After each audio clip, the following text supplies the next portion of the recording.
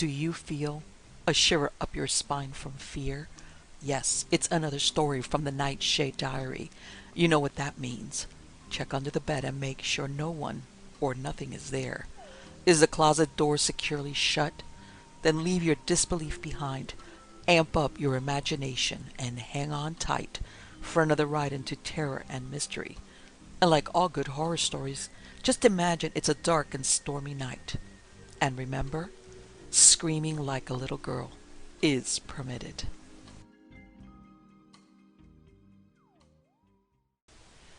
The Soul Catching Cord by James W. Bennett and Soong Ling.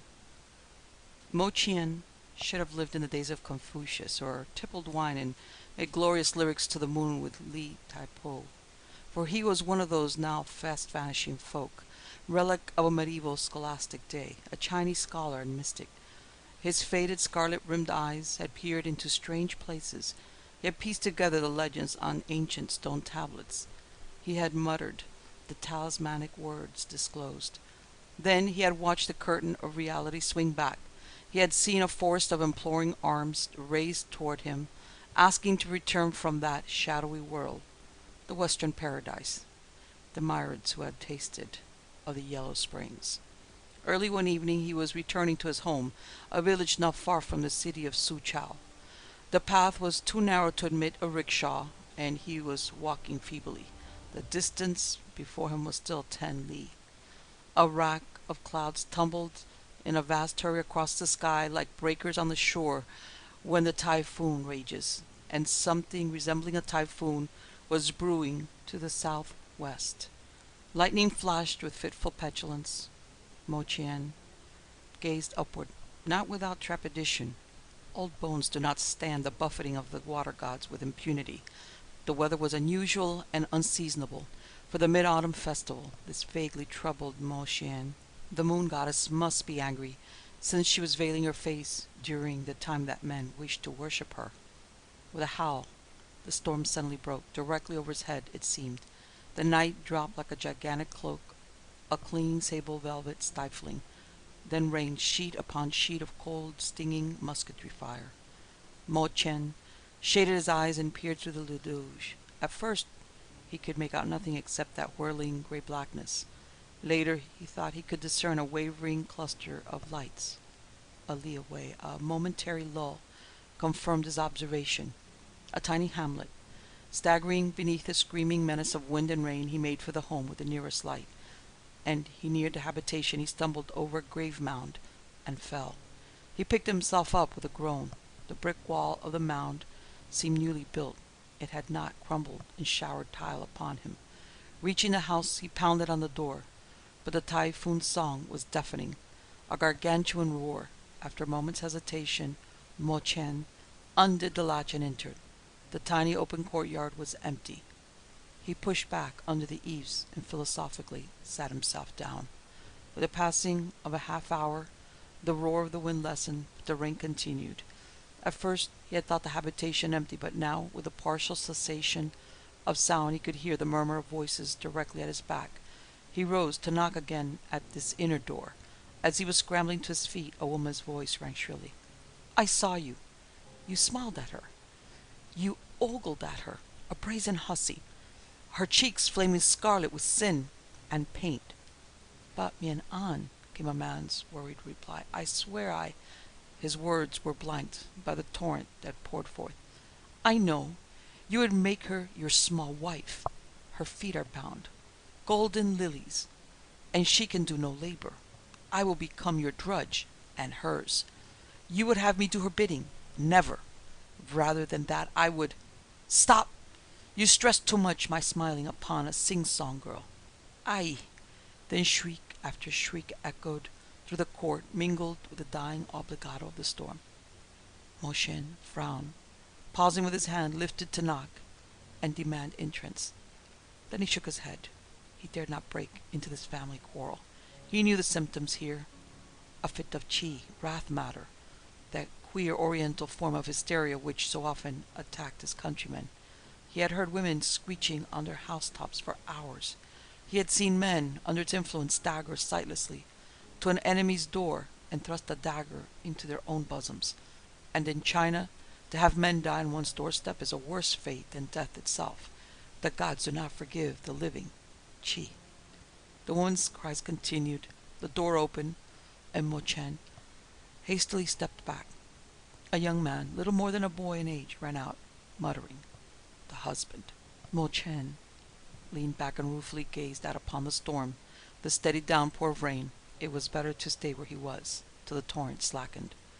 With a slow crawling gait of time, the mournful wail of the woman changed to racking sobs. The air grew perceptibly colder and danker. The scholar shivered. There was a feeling in that courtyard, as if the door of a crypt had been opened, a rush of wind, long pent up with dusty bones. In a distant corner, a light appeared, a tiny point of flame. It flickered dimly for a moment, gave a desperate leap, and went out.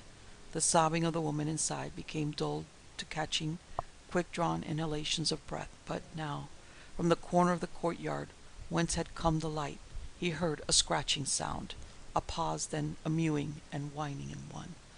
An overmastering fear drove him to his feet and to the outer door of the house. Thick darkness was about him. Suddenly that grave mound was illuminated. Blue lights began to dance about its new-bricked walls. The sound inside was following him. He tried to console himself with the thought that he was an old man. If death were imminent, surely a place was prepared for him in that land of demigods who had once been scholars. The noise whirled round and round like a top in the brick-paved yard. It neared him, but as it did so, it ascended and gave place to the musical reverberation of 1,000 peachwood temple bells. At this, the grave mound, with a great detonation, burst asunder. Perhaps the roar was a thunderclap, for the fields an instant before had been suddenly ash-color, drenched in a great flood of lightning. Mo Chen threw up his hands and ran back into the court. There all was still, a silence that pained his temples like the sharp prickle of 100 needles, then like the pressure of a gigantic vice, black.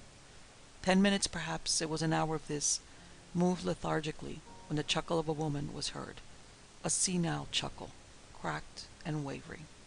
He gasped. That whirling sound had been filled with awful mystery, but this eerie laughter was appalling. Again that dancing cobalt light. It fused itself into the night, making the darkness transparent. The pupils of Mo Qian's eyes dilated. In the courtyard appeared a woman, old and dressed in somber black. Her face was pallid. Gold trinkets in her ears and hair glittered in that weird, unearthly light. Her step was soundless. She seemed to float rather than walk. Apparently, without seeing Mo Qian, she crossed the open space and entered the door at the left of the room in which the young wife was still sobbing. Curiosity overwhelmed the scholar. He followed and stood at that door. The room she had entered housed the family shrine, a small Buddha in red and gold lacquer. Before the image was a long carved table of teak. On this stood a pair of candlesticks, and in between them a bronze incense jar, a yang lu. The woman dropped upon her knees with seeming reverence. She kowtowed 3 times, touching her forehead to the stone flagging. Rising, she picked up the yang lu. Furtively she took something from a pocket in her gown and tucked it under the jar, whose blackwood base offered room for concealment. Assuring herself that the object was concealed, she turned and vanished. The scholar rubbed his eyes. Gone. With her disappeared the cobalt light. Frowning, Mo Qian stood at the door. He wondered, debated, then decided to investigate. He felt his way cautiously into the room. He groped for the incense jar. The roughness of its bronze cover met his fingers. He reached underneath and felt something, coiled, inanimate, cold, repulsive. He snatched up the object and thrust it into the pocket of his robe. Then he stopped and stood still in wonderment, for the thought was flooding over him with all the insistence of a mania, that he must not part with that slippery coil. He must give up his life first, but he must never lose it. "Why do you look so downhearted, my child?" A voice came suddenly out of the adjacent chamber, the room of the young wife. The tone of the questioner was singularly hollow and feeble. "Why do you weep so bitterly?" "It's unfair of my husband," answered the young girl. "The flower bed of our marriage will be deserted." "He would take another wife?" Mo Chen recognized it as the voice of the old woman who had chuckled. There was a moment of silence. Yes, and then my life will be a mockery. Death were preferable. Good, replied the old woman. It is fortunate for you that I am here. I am Va San. I have the power to bring healing to bruised hearts, to give you sweet revenge on your unfaithful husband. Then give it to me. The old woman nodded. Inhale this current of fragrant air. The young wife sighed wonderingly. Now take that braided cord there, at the side of the brass-bound chest. Followed a rustling sound. Fasten it here to the beam above your head. Wait. Let me make a noose. Peep through it now. What do you see? The girl gave a hysterical laugh. What paradise is this? The light is glowing. It beckons. Have you been there? No, answered the old woman, rather unexpectedly, to Mo Chen, and he heard her whispering as if to herself, but I will be there this night. Another rustling movement. But we delay. Are you ready, my child? The scholar softly opened the door and peered in. From the ceiling fell a braided horsehair rope. Before it stood the young wife. She swayed slightly. I, lead on, Valsan. Ta-ta, I will follow. She draped the loop about her throat. Mo Chen's brain instantly sent out message after message. To interfere, to aid, to stop her, but his body refused to answer. Instead, he could only clasp that slippery coil, the tighter in his numbed fingers. He turned to the old woman. She was watching the movements of the girl with intense excitement and eagerness. Mo Chen felt her withered hands clenched and unclenched rapidly. Her eyes glittered like the cold fire of jewels. The wife was standing now on the brass-bound chest, the loop about her throat. Cat-like, the woman crept up on her. Flecks of foam stood at the corners of the withered, sagging mouth. The woman gave a low, triumphant cry and pushed violently against the girl. With a horrible snapping noise, the noose tautened. The small, unbound feet could not touch the floor. The young wife gasped once and was silent. Yeah, I've caught you. You are mine. Your body hangs now. Mine. Quick. I must go to the Hang Lu. There is the cord that will catch your soul and will ransom mine. Will ransom mine. For 3 years I have waited for this hour. Still muttering, the woman glided from the room. At the door she brushed near Mo Chen, but did not appear to see him. Once she had left the room, the blood seemed to flow again in his veins. The imperative messages now were answered. He rushed to the young woman and cut the cord. She sank limply at his feet. Already her body appeared lifeless, his delay fatal. As he knelt over her, he became conscious of twin points, dagger-sharp, boring into his shoulders. The pain was excruciating. He turned. The old woman stood in the doorway, gazing at him. About her now was a nimbus of fiery orange light. A smile, half of fear, half of derision, played over her chalky features. For the first time she seemed to be conscious of his presence.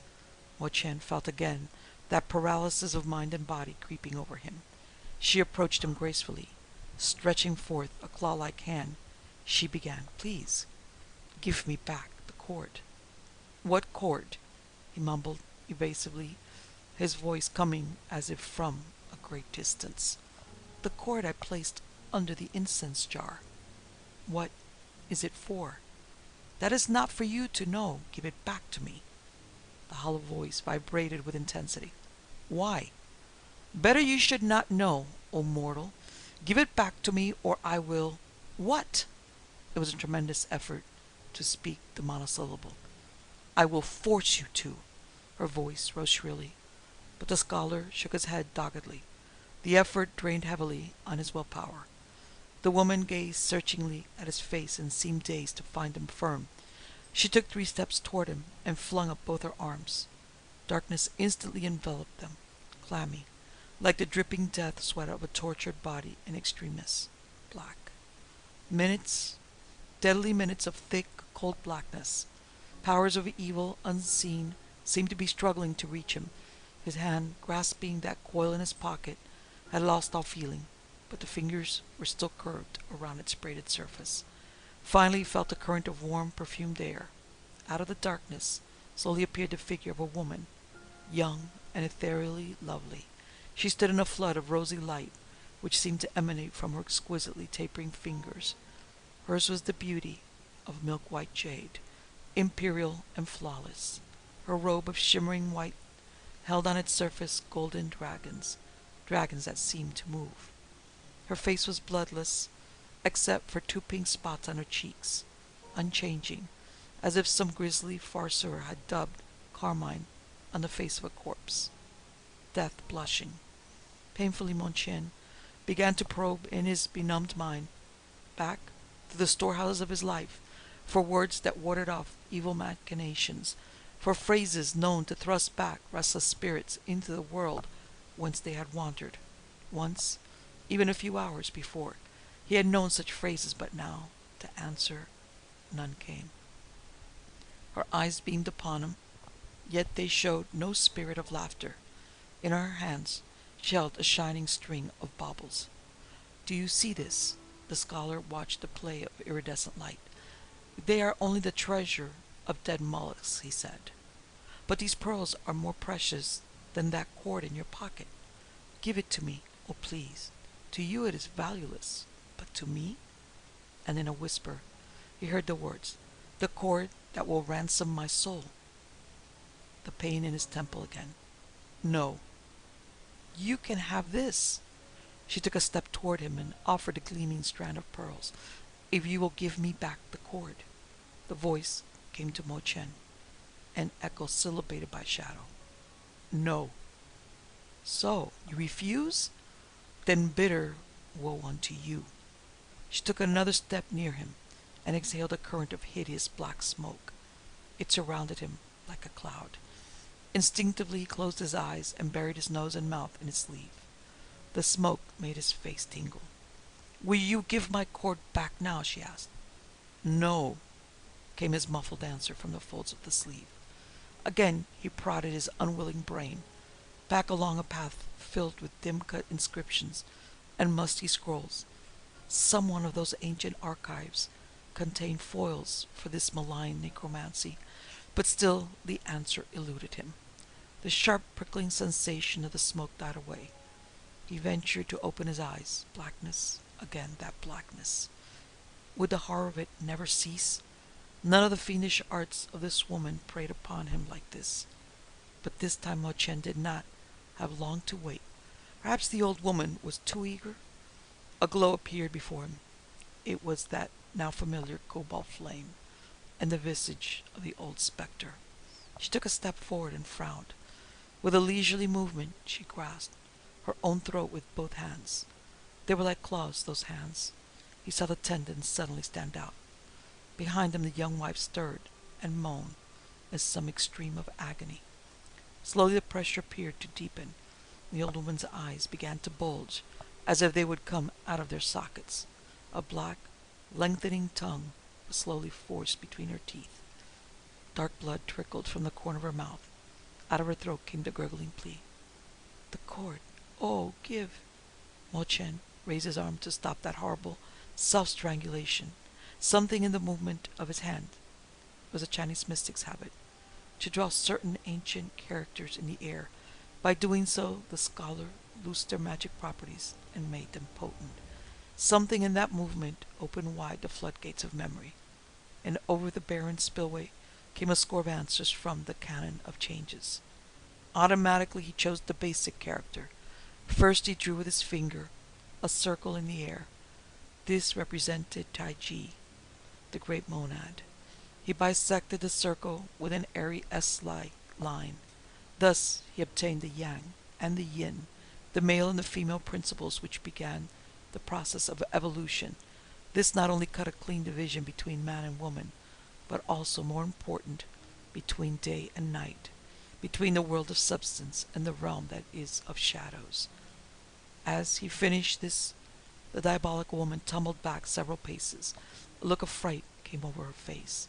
Mechanically, Mo Chen continued his diagram of the foundation character of this wondrous book of antiquity. The blue nimbus about the woman began to fade. Her features became more shadowy. Her hands dropped away from her throat. The young wife back of him ceased to groan. The air he breathed became less dank and cold. He bent forward over this drawing he was making. When again he looked up, he now discerned a bleached skeleton standing in a foggy light. The skeleton shook and swayed, clinging to its body in tatters. Backwards and forward it moved, like an inverted pendulum. The bony hands, raised to the skull, took it off and made a desperate attempt to hurl it at him. The skull clung to the blackened fingers as if magnetized. Before the scholar had completed the diagram, the skeleton fell to the ground. It moved feebly until darkness screened it from him. Then out of the night came a final, mournful and piteous cry. "Oh, spare me and give back the cord of my soul." As if in answer came the clear early morning call of a vendor of greens, the first always of the day. "My sha sai, ma shai sai." The world of restless, moving, everyday life, of reality, was upon him. Overcome by a drowsiness that was almost a swoon, Mo Chen sank back with a groan and lost consciousness. His hand relaxed on the cold braided cord in his pocket. It was broad daylight when the scholar woke. As he opened his eyes, he saw a knot of people surrounding a young woman, the wife. They had picked her up from the floor where he had last seen her, and even now were loosening a heavy braided horsehair cord from around her neck. She was pale, and her head lolled back. On her throat were great livid bruises. A young man, frightened and breathless, was chafing her hands. No one paid the least attention to Mo Chen. The girl wife showed no signs of life, and they carried her to the family hall, where stood the shrine. Her husband kowtowed before the god and burned silver and gold foil spirit money. He lighted 2 candles. At that moment Mo Chen spoke wearily. "All that is unnecessary. She is not dead. Here, I have the cord that holds her soul." He felt in his pocket for the cold bit of braided rope, but the cord was gone. Yet in proof of his first statement, the wife stirred. She sighed and muttered, "Lead on, Ban-san, ta-ta, and I will not follow." The scholar completed her sentence with forcible distinctness. "What?" ejaculated an elderly man and neighbor. "This is more than strange. The old wife, Van Ta-san, used to live here. Why, she died just before you were married. She hanged herself 3 years ago. Yes." The man became visibly more excited. "Yes, it was just 3 years ago last night. I remember because it was the 3rd day of the Mid-Autumn Festival. In that room, Mei-an, in your bedroom." The young husband knelt by his wife with tender remorsefulness, but gone from her were the shadowy vapors of qi. She smiled weakly back, and they both turned toward the old scholar, as if subconsciously aware that there, at their side, stood the deliverer. Before either of them could speak, he too smiled. His faded, far-seeing eyes were gentle. He picked up his traveler's staff and left the house. It was still some 10 li to his home, a village not far from the city of Suzhou. The Dark Interval by J.B. Powell. Hargrove thought, pray, why don't I pray? Can't. Never learned. Well, what's the difference?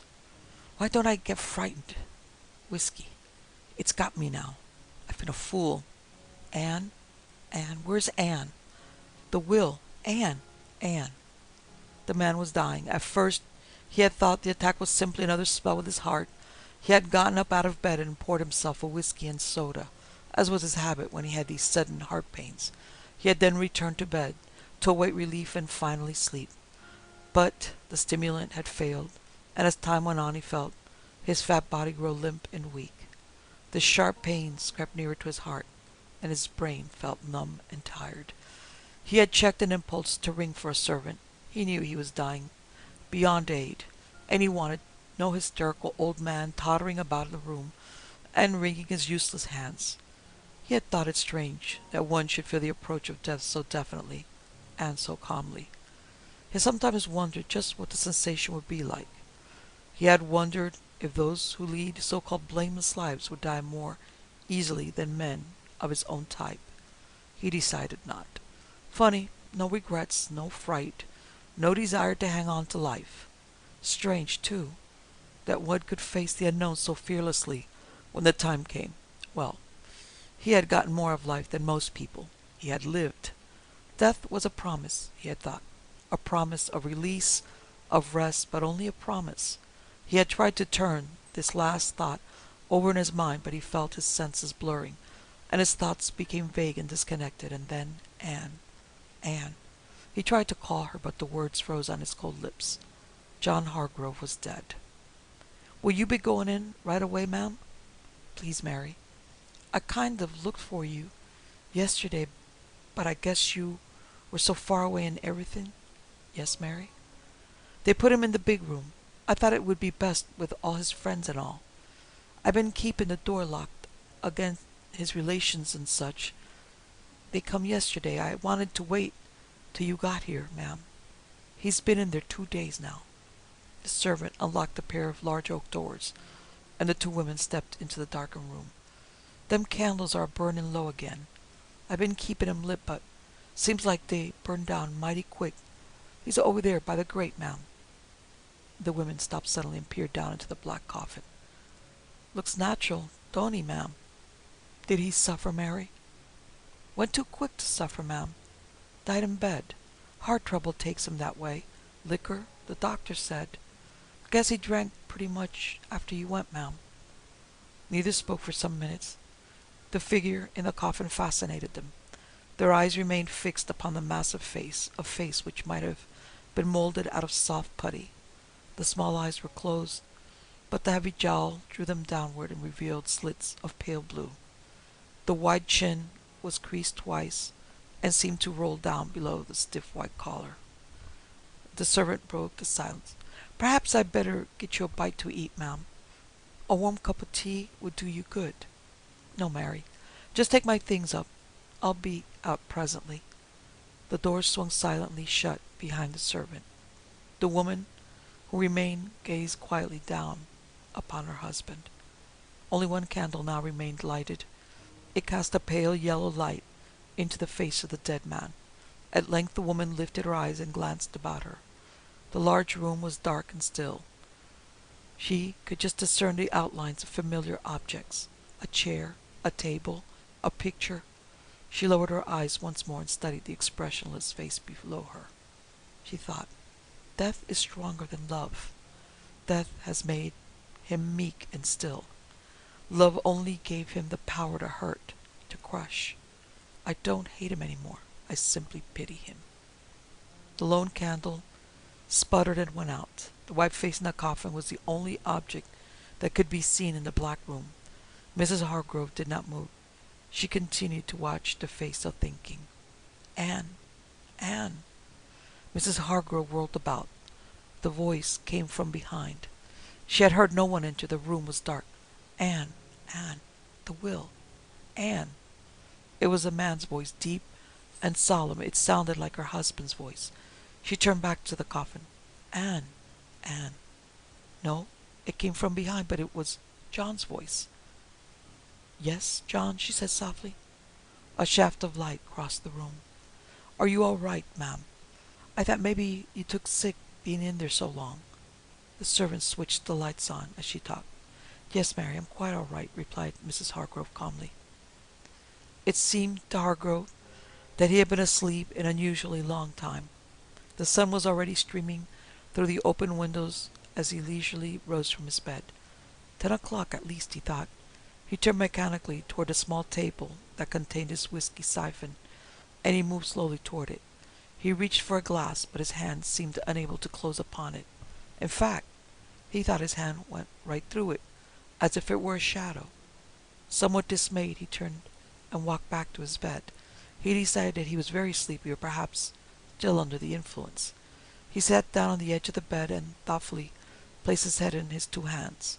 Finally he stood up again, convinced that he was neither asleep nor drunk. He glanced down at the foot of the bed for his bathrobe. He would bathe and get dressed. Then he would feel better.